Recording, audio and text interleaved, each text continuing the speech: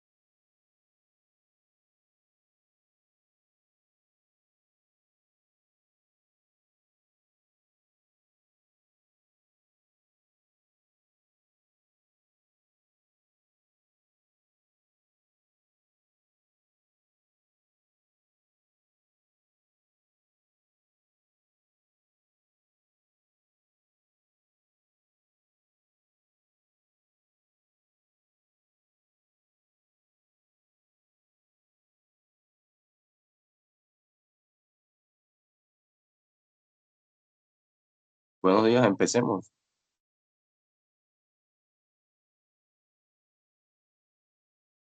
Hola, buenos días, profe.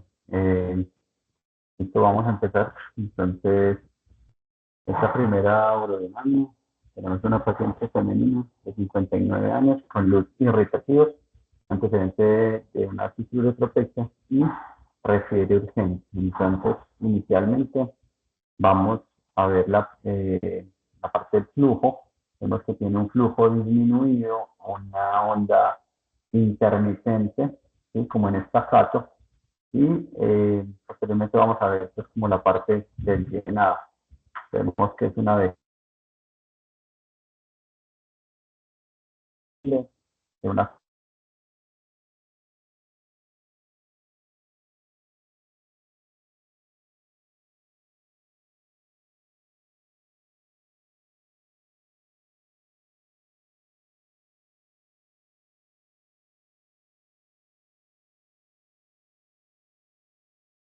¿Vale?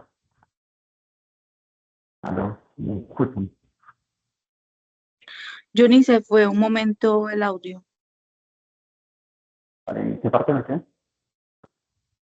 Bueno, de nuevo. Si quieres, Estacato, hasta ahí escuché yo. Sí, Ok, la verdad, listo. solamente Entonces, listo. Entonces decíamos que el flujo disminuido en estacato, intermitencia, una vejiga de una capacidad adecuada, sin embargo, una micción descompensada, vemos que se infunden más o menos 500, pero la paciente orina aproximadamente 300 cc.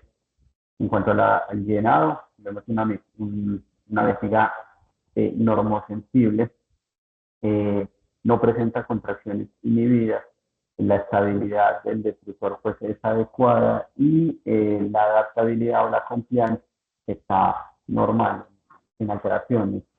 Y vemos también en el tratado que eh, dan la orden a la paciente de unas valsalvas, sin embargo, pues no hay incontinencia urinaria demostrada en este estudio. Ese cambio de presión ahí puede ser que la paciente eh, tuvo un cambio de posición, pero pues aún así no hubo pérdidas de orina. Y ya para finalizar, en cuanto a la curva presión-flujo en la parte de la misión, vemos unas presiones bajas, en la parte pues, de la presión abdominal pareciera que la paciente estuviese haciendo algo de pujo y pues en conclusión tenemos un flujo disminuido, una misión descompensada, una vejiga normosensible, de una buena capacidad, una compliance normal y eh, sin demostración de incontinencia urinaria ni de esfuerzo ni de urgencia, para mí tiene datos hidrodinámicos de afectación contráctil del detrusor porque tiene el flujo disminuido y además tiene pues, esa misión descompensada de esa residuos posmiccional. No sé qué opinan los profes.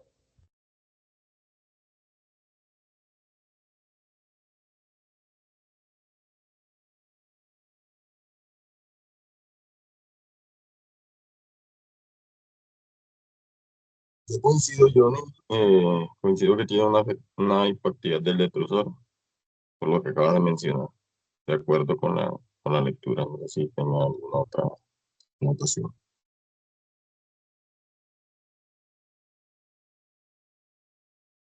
Ok, profe, listo. Johnny, o los recientes, ¿por qué piensan que tiene urgencia urinaria si ahí en la urodinamia no se observa urgencia urinaria? Eh,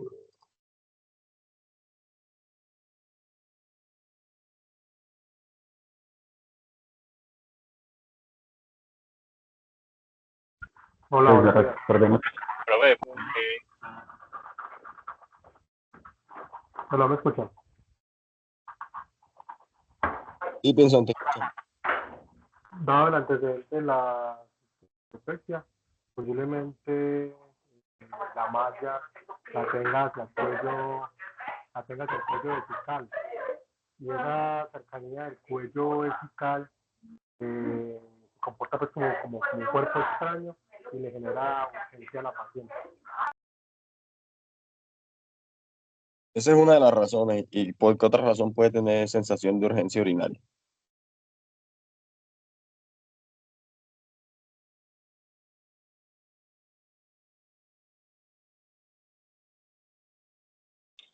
profe, esa es la típica, el tipo de paciente que ya como refiriendo urgencia, que muchas veces se trata como una vejiga hiperactiva porque la clínica es algo confusa, pero es pues residuo posmiccional que va dejando. Esta paciente, obviamente, con pequeños llenados de la vejiga, como ya tiene mucho residuo posmiccional, pues se va a comportar eso como con una urgencia. Pero realmente es eso, que tiene obstrucción del tracto de salida y que tiene grandes volúmenes posmiccionales, grandes residuos posmiccionales. Sí, esa es otra razón. Es una paciente que no genera el vaciamiento completo, entonces lo que tú dices, con pocos volúmenes ya tiene otra vez deseo de orinar. No sé si la malla le esté generando como tal obstrucción o de base tenía una hipoactividad del detrusor y la malla pues al generar algo de compresión pues le dificulta ahí la micción. ¿Cómo complementaríamos esta urodinamia con la clínica de la paciente?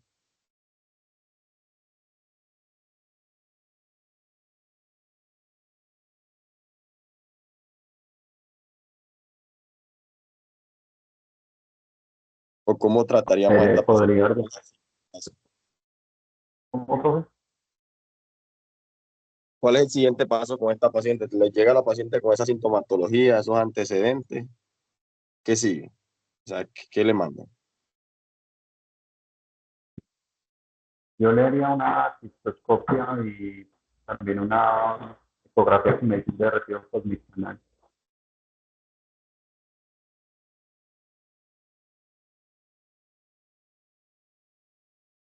Es una opción. ¿Quién haría algo diferente?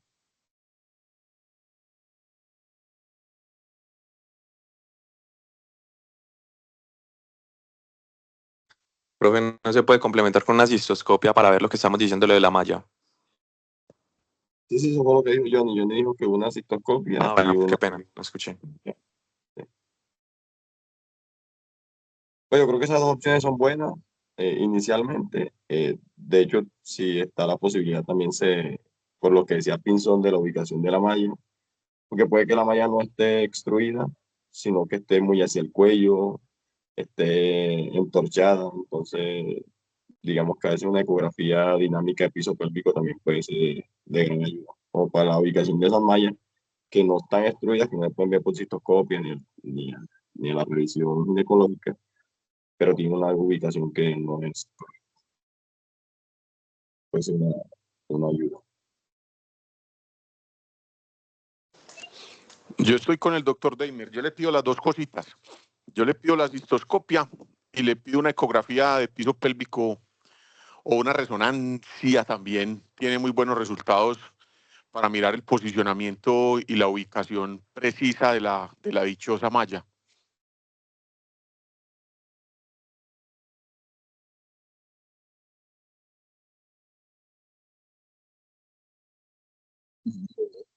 Pasemos a la otra ureola, por favor.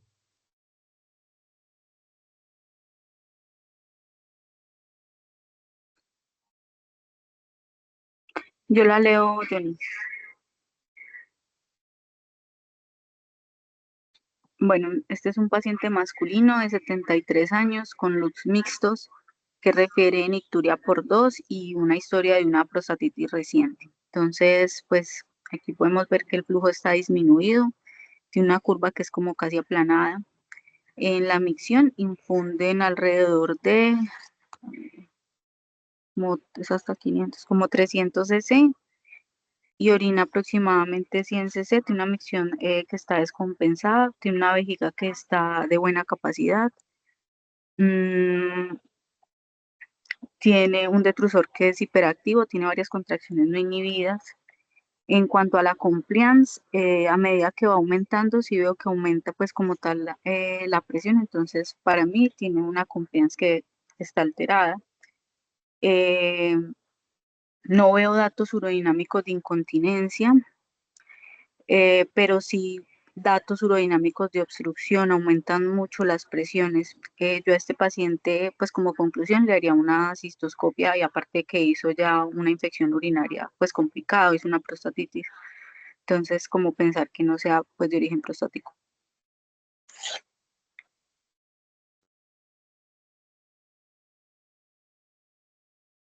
No sé qué piensan, profesor.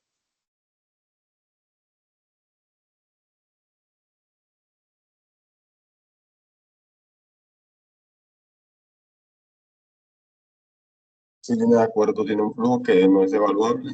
Aquí sería bueno mirar la flujometría del hijo y bueno, supongamos que ni siquiera orina, porque orina muy poquito y tiene una hiperactividad del detrusor que es marcada y de acuerdo con la alteración de la adaptabilidad.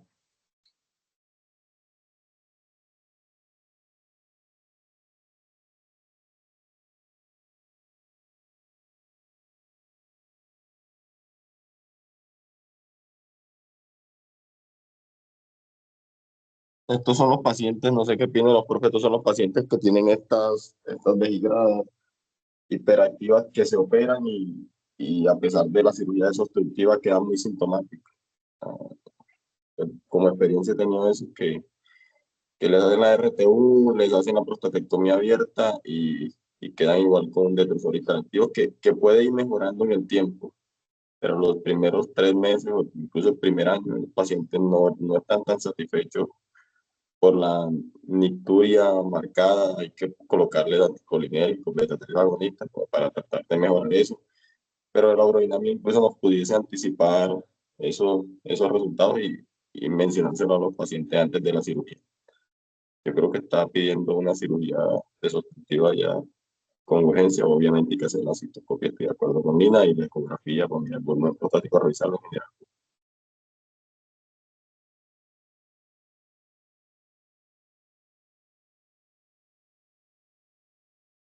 Yo coincido. Estos pacientes, como lo dice el doctor Deimer, en estos pacientes es muy bueno tener la urodinamia prequirúrgica, porque le evita a uno mucho enredo. Pues son pacientes que, repito, como lo dice el doctor Deimer, tienen un posoperatorio difícil, lento, de poca mejoría sintomática, aunque queden bien desobstruidos, aunque la flujometría se les ponga buena y vacíen completo. Los síntomas irritativos son bien importantes en el posoperatorio y les pueden durar meses.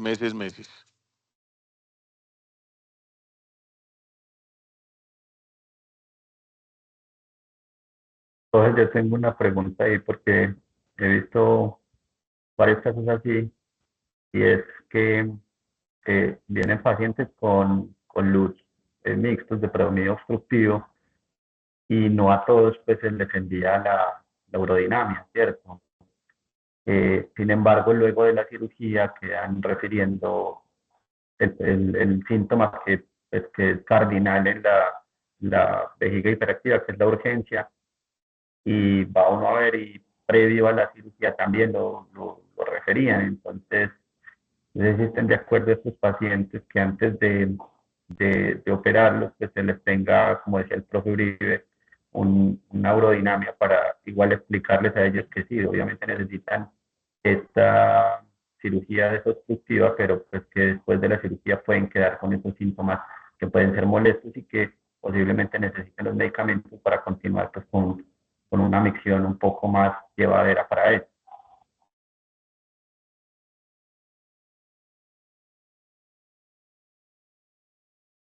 No, Johnny, es que vos les haces la cistoscopia y son vejigas muy trabeculadas y en la ecografía aparece un espesor de pared por encima de 7 y aparecen pues como todos esos cambios de hipertrofia y todos esos cambios de la pared del detrusor, que son vejigas muy engrosadas y que son vejigas pues que están muy descompensadas desde el punto de vista de presión. Entonces son pacientes que tienen un posoperatorio muy chinche, muy difícil. Entonces yo pienso que yo no estoy diciendo que uno todas las veces tenga que pedir urodinamias en el seguimiento o en el control del HPV, pero yo sí soy de los que pienso que si uno va a operar, es mejor conocer bien ese detrusor antes de la cirugía.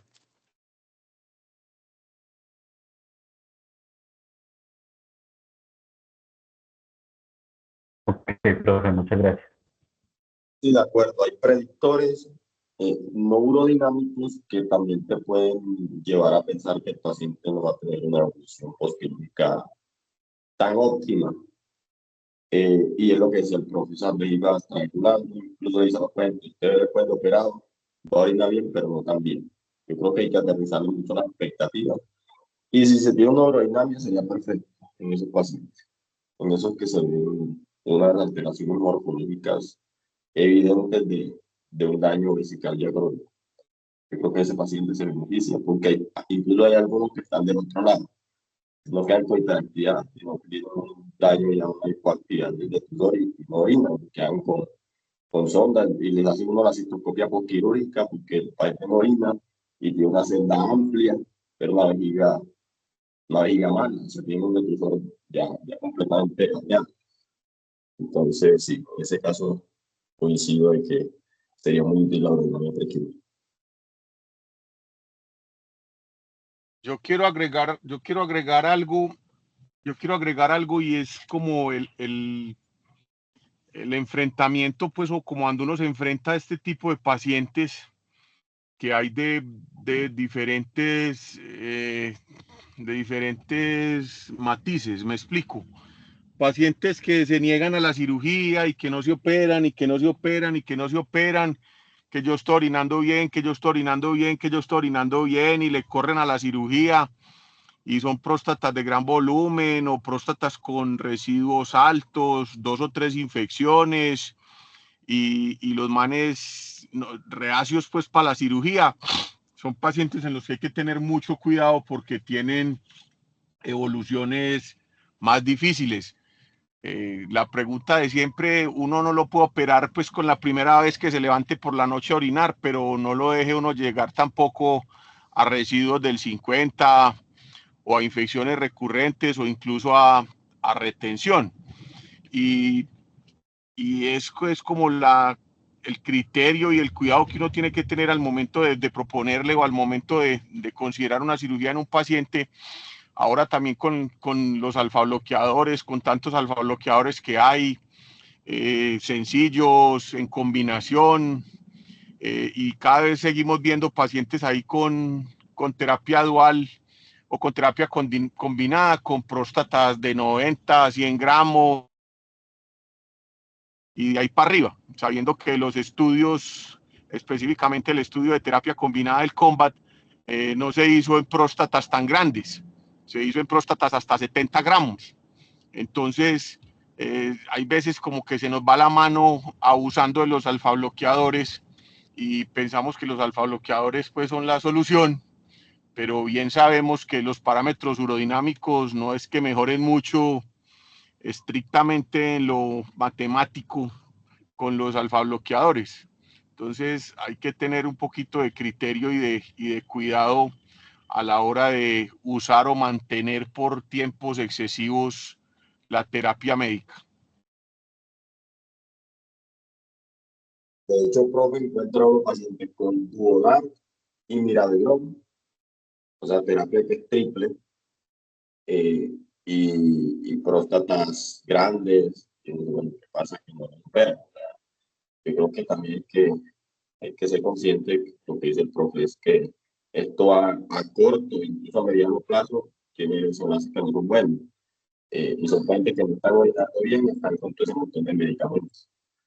Entonces yo sí creo que hay que operar más temprano. Las indicaciones convencionales de cirugía prostática casi que son ya daños o, o consecuencia de esa obstrucción crónica.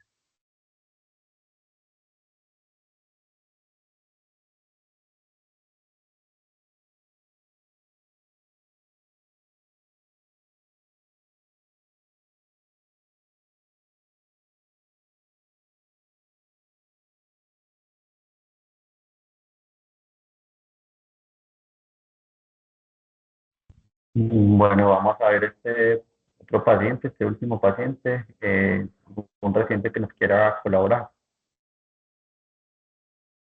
Miguel, dale. Listo, sí, yo la leo.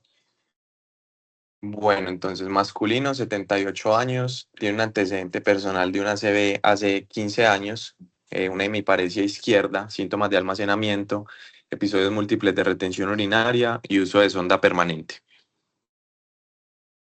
Bueno, entonces vamos a empezar con la lectura de la urodinamia. Primero viendo pues la curva del flujo, vemos que no hay, pues no hay flujo, entonces pues el flujo no es evaluable. Aquí suponemos que el paciente no tuvo micción, pero sí sería bueno como en la historia poner que de pronto el paciente no tuvo micción como tal, como para uno no suponer ese dato. Tampoco podemos decir si es una micción compensada o no, pues por esta ausencia de flujo. Vemos que tiene una vejiga de baja capacidad, pues tiene menor de 250. También vemos que tiene una vejiga, pues, bueno, no nos dice el primer deseo misional, pero pues al ser así tan de baja capacidad, pues uno podría suponer que es una vejiga hipersensible, pero igual no lo podemos pues, decir como ese dato. También vemos como las múltiples contracciones del detrusor. Podemos hablar que tiene pues un detrusor hiperactivo. Y si llama la atención, pues como de pronto, como en esa parte con la electromiografía, pues vemos que tiene una contracción y que está relacionada con con una parte de aumento de las presiones. De pronto en esa parte podríamos hablar de una micción, pues de un detrusor que tiene una micción no coordinada, pues una disinergia. Pero pues tampoco podemos decir pues claramente por la ausencia pues como de flujo. Y por otro lado vemos que tiene pues múltiples fugas de orina, entonces podríamos también hablar de datos de una incontinencia urinaria de urgencia. Entonces ya como tal, como el resumen de la urodinamia, vemos pues, un flujo no evaluable, una micción que sería no compensada, un detrusor hiperactivo con datos de incontinencia urinaria de urgencia, una compliance que también está disminuida, pues vemos como aumenta también el volumen y ya las presiones empiezan a aumentar y también las contracciones. Eh, Puede haber algo de datos de disinergia del esfínter y pues esa sería como la lectura que yo hago de la urodinamia.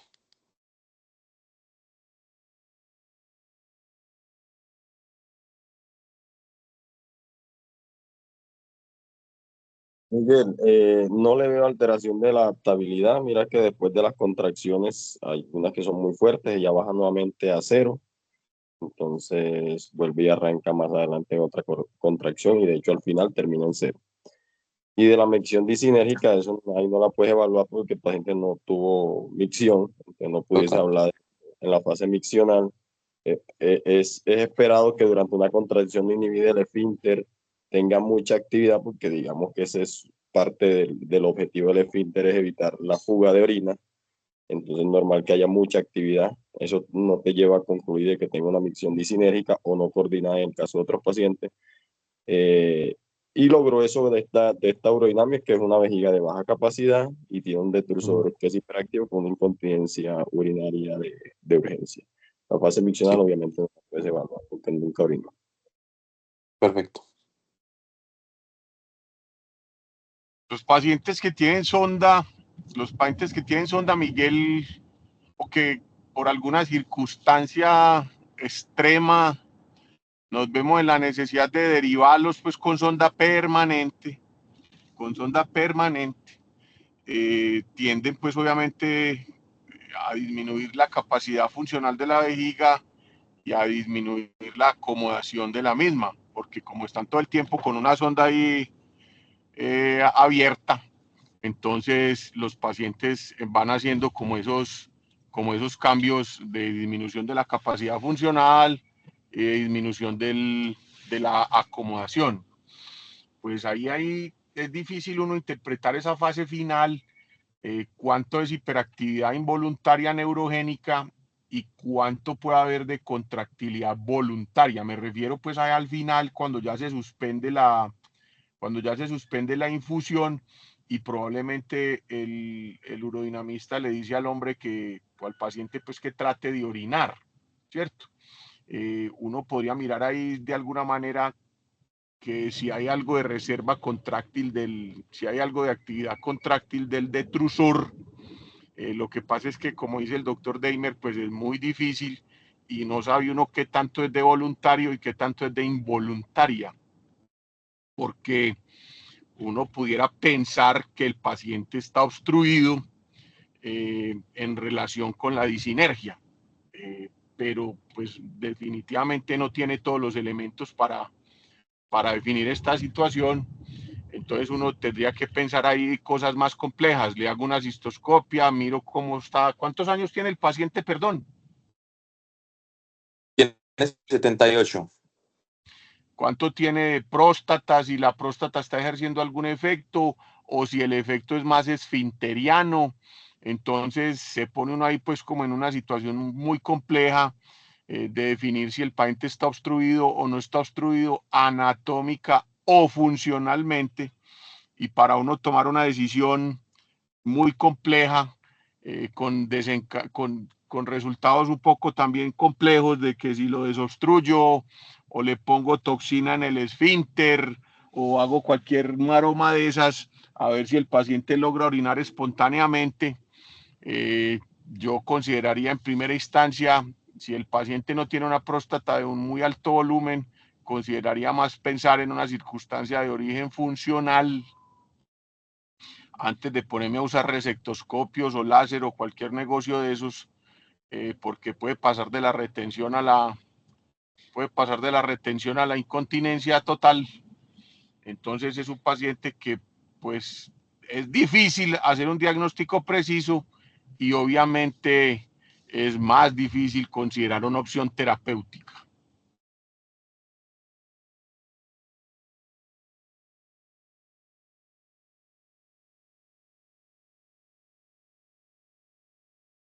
Sí, completamente de acuerdo. Y en estos pacientes mirar la funcionalidad, el estado funcional de los pacientes, un paciente que tiene 78 años, está postrado en cama. Digamos que incluso hay uno dice, bueno, ¿para qué le envían la urodinamia?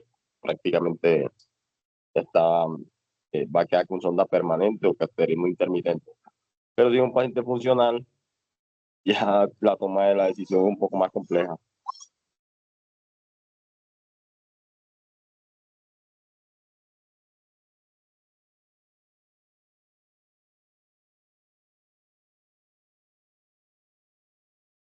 Bueno, si no hay más comentarios, creo que acabamos de ahí. Muy buena la revisión. Sí, estuvieron Pues, interesantes, hombre, estuvieron muy interesantes. Va, yo les propongo por ahí para que lo anoten. Revisemos alfa-bloqueadores, hombre, revisemos alfa-bloqueadores y revisemos terapia combinada en HPV, pero revisémoslo pues desde la evidencia y los trabajos específicos de los alfa-bloqueadores. no desde el aspecto, no desde la urodinamia, sino desde los trabajos originales de los alfabloqueadores, como dije ahorita, una revisadita ahí al Combat y estos estudios, y hay un metaanálisis también grande de alfabloqueadores, porque hay veces creo que la industria farmacéutica nos lleva por un camino que no necesariamente es el mejor, pero echémosle una revisadita ahí a la utilización de alfabloqueadores y terapia combinada en pacientes con HPV. ¿Les parece? De acuerdo.